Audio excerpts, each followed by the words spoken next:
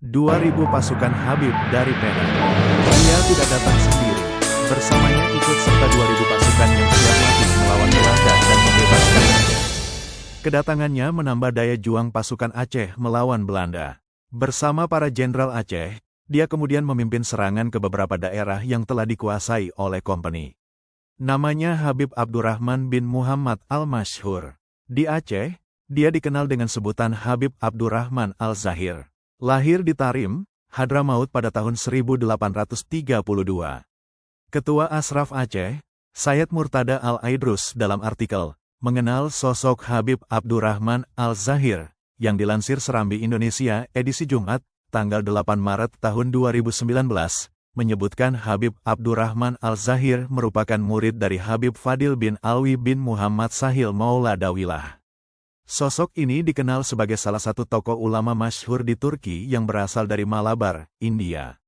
Guru Habib Abdurrahman Al-Zahir itu juga dikenal sebagai orang yang menentang kolonialisme Inggris di India.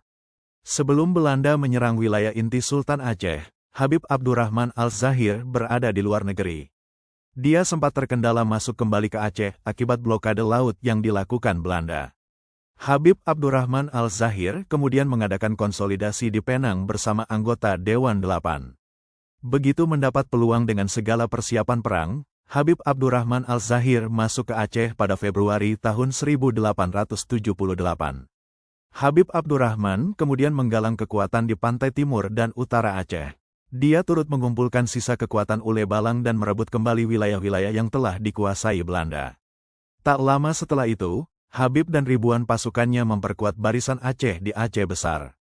Dia turut menjalin komunikasi dengan pemimpin perang Aceh di Pidi, Teuku Muhammad Samancik di Tiro.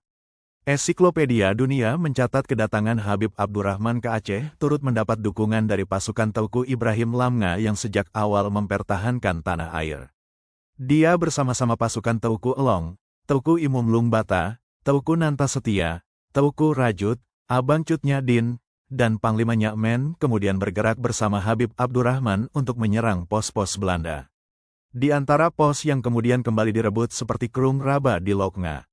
Selain itu, gabungan pasukan Habib Abdurrahman dan pasukan Teuku Ibrahim Lamnga juga mampu membuat pasukan Jenderal Van der Heyden menjadi berantakan.